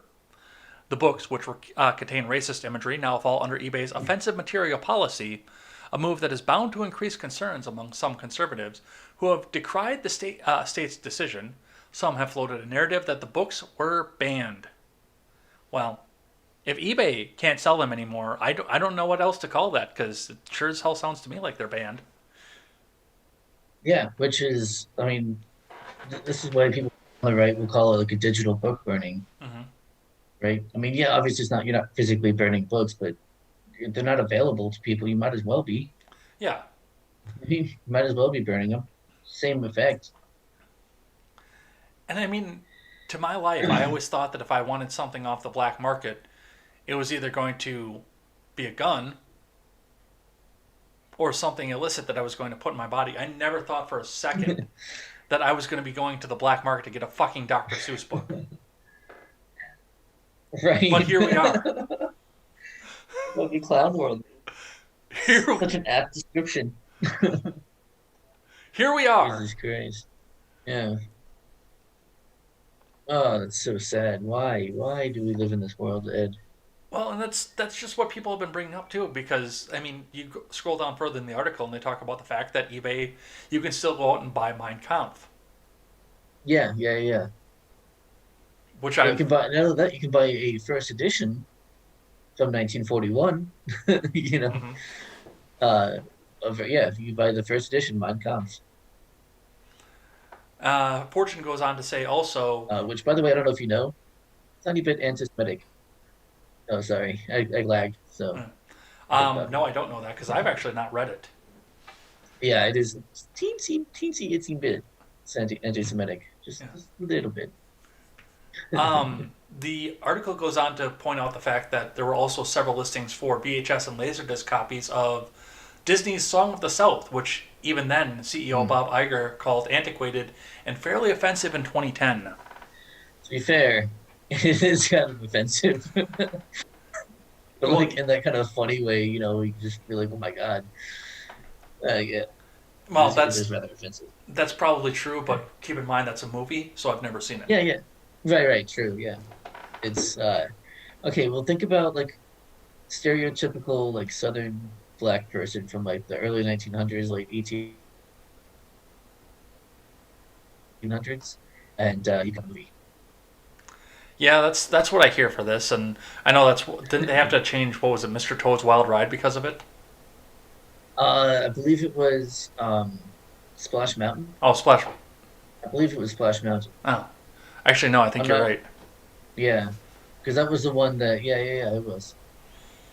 I've never been to Disney World, so. Oh, it's fantastic. Well, I was within range of it, and the locals never brought me there. Yeah, well, the locals, you know, locals were a little hungover most of the time while you were there. Not only that, I could have ridden in the back of or on the passenger seat of a Mack truck and got to see the back end of it. Because I believe one of the locals had access to that at the time. I don't know if he still does, but I believe one of the locals had access to that at the time. To a Mack truck? Yeah. Not me. I know. Okay. I'll tell you off mic. Okay, cool. That would be cool. Yeah, that's what we're seeing from this here, and it's. What do they come for next? Well, see, that's the thing is no one came for that. They did that on their own. Yeah. And then everyone else followed suit. They were like, oh, yeah, we're supposed to get rid of this now. But it's like there was no outrage. So now you don't even need an outrage to get rid of something. It's insane. All right. You're not in the document either. I was going to say, if you scroll in the document, we've got surprise stupidity. Well, you actually watch the stream along with this, so I don't have to do it with the document anymore. So I've got a little bit of surprise stupidity for you for the end of this. All right. So this popped up this week. Something to look at. And let me get the image up off of you. But just to read from this, to read from the New York Post, of all places. Amazon tweaks app icon after comparisons made to Hitler. I've seen this, yeah. I saw that. It's so silly. So this week, Amazon put out, it wasn't this week, it happened a couple weeks ago. Amazon updated the logo for their mobile app, which used to feature a cart. And actually, mine featured the cart up until like 2 days ago when I finally did app updates. Because I don't have automatic app updates. I fucking hate them. So I never got to see the other one. But they updated it to what looked like a box with a smiley face and a little blue tape over the top with a little ripped edge on it. And somebody pointed out it looked like a fucking Hitler stash. It doesn't. It doesn't, though. Apparently to Like- somebody it did. Well, like, I guess that's what happens, yeah. When you're looking for imagery everywhere, you're gonna find it wherever you want. I mean, it's the same people who find, Illuminati symbols everywhere or Freemason symbols everywhere. You know what I mean? It's like if you're looking for it, you're gonna find it. Yeah, I don't do much with Freemasons. All my Masons are expensive. Yeah, never met a Freemason. Any kind of one wanted to build, Yeah. expensive as hell. Yeah, all stonework. Stonework, big money. Plus, you know, yeah. you got to spend at least $1 on a Mason.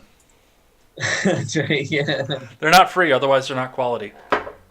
that's true. I don't know how long that's been sitting on my desk. Just to make that joke, I've just been waiting to make that joke. But yeah, that's what they did here. So just a little brief one from the New York Post. Amazon has changed its new smartphone app logo after critics said the earlier incarnation was a dead ringer for Adolf Hitler. The e-commerce giant introduced the new icon in January to replace the symbol of a shopping cart with one that featured a brown box with a jagged piece of blue tape above the company's iconic smile-shaped arrow. But sharp-eyed users noticed the tape disturbingly recalled the Fuhrer's toothbrush mustache. It's not just ripped Scotch tape, it's ripped Scotch tape that has a similar shape, right on top of a smiling mouth. It looks like one happy little cardboard Adolf to me, one person said on Twitter. So hang on, because if we're gonna do it that way, the difference between the mustache, the blue tape part, and the mouth is huge. Like the proportions are way different than it would be on your actual lip right here. Yeah? So no, you're wrong. No, sorry, no, not that. You're just reading into it. Stop. Stop. That's what they do. Oh. All right, John, that's what I have for a show here. Let's see what these guys have to say, and then we'll head on out of here for the night, and we'll get you out and prep for your other show coming up here. Yeah, for sure. It's like it's a little bit quieter tonight than it usually is because we don't have Elaine's audience in with us, but we'll see what we have here. Chilaga says at least Quest is honest. I'm not sure what he's talking about on that, but yeah, he's on out of here. Ron Helton says bang bang with Fang Bang, and that Al Green is a clown. Yeah. I think Ron Helton's the only one that's still hanging out here. Looks like it. Also, it looks like we might have lost one of our platforms here. I just want to do a quick troubleshoot here. No, they're all up, showing as running, so maybe we just lost the chat from one of them. You want me to All right, anyway, we got to finish up here. 70s, 80s were a blast. Olbermann is a loon. I never met a Sikh in the military without a turban. They trained with them on. That's racist, Ron. To even suggest that a Sikh might wear a turban is racist. Ron says, Evil Bay. Evil Bay is what Derek from Vice Grip Garage calls them. Now I know why. The board that claims to be protecting the works of Dr. Seuss should be fired. And then he points out something very, very interesting towards the end of this. He says, a brown Adolf Hitler, fecking idiots. Because Brown didn't really fly in Germany at the time. I wasn't a fan. Don't know if you guys knew. Was not a fan. Real knucklehead, that guy. Spartan says Hitler Prime, and Ron Helton will finish out the show. Says, I wanted to be a part of the chat, so I did not log into Trovo tonight, running late. And that is going to be it for the night. All right. Let's play some music and head on out of here. I think I got something we can play at the end of this. What do you think? Let's listen to this. All right, so we are going to head on out of here for the night. Thanks everybody who came and hung out with us and kept us up with the news and kept us up in the chat as well. I was joined tonight by John from the Generational Gap. Make sure you go out and check out his channel afterwards. We'll be heading over there to watch Filling the Gap and see some funny videos to come and hold things out. And why don't you tell us where else they can find you? Yes, you can find us on Twitter at TheGenGapP. You can find we have a Discord server. The link will be in any of our videos from the past 2 years or so, and a half. And yeah, that's pretty much all the places you can find us. We're on Gilded as well, the Freedom Scoop server over on Gilded. So if you prefer that with Discord, or if you like both of them, head over there as well. I'm sure Ed has that in his description. It is in the description, yep. Yep, there you go. So you can find us over there as well. And I think that's it. Is Freedom Scoop website up yet? Not yet, that's still going, but we'll cover that in just a second. Okay. So, thank you everybody who came and hung out with us. We stream live to DLive, YouTube, Twitch, Periscope, and Facebook. And also, if you're just catching up now or you want to catch up with the entire show, you can find us on demand over on YouTube and over on BitChute.com. Links are in the description. You can go and hang out over there, leave a comment, leave a like if you see them over there. Or if you want to take us on the go, once again, you can take us on the go with the audio platforms, iTunes, Google Play, Stitcher, and Spotify. If you're over on iTunes, leave us that 5-star rating and a good review. That helps us move up the charts. It helps us overcome Apple's algorithms. And hey, just as mentioned before, head on over and bookmark the Freedom Scoop Media Group. And while you're there, go check out my friends, The Generational Gap, The Daily Ignoramus, The Breakdown with Burke and Hoff, The R-Rated Conservative, and The Freckles and Brit Show. Go check them out. And once we get back up and running, you can pick up some of our swag and help us support great creators. And I will be back here tomorrow morning for more contemporary, 7:45 a.m. Central Time. John will be over on Filling the Gap at 8:30 p.m. Central Time, so you can go check them out as well. And lastly, never take the words of bloggers, podcasters, or journalists as gospel. Find all the facts and draw your own conclusions. John, lead them out. Yeah, we'll see you guys over on the Generational Gap, I guess, in about an hour. Take care. Yep, see you guys.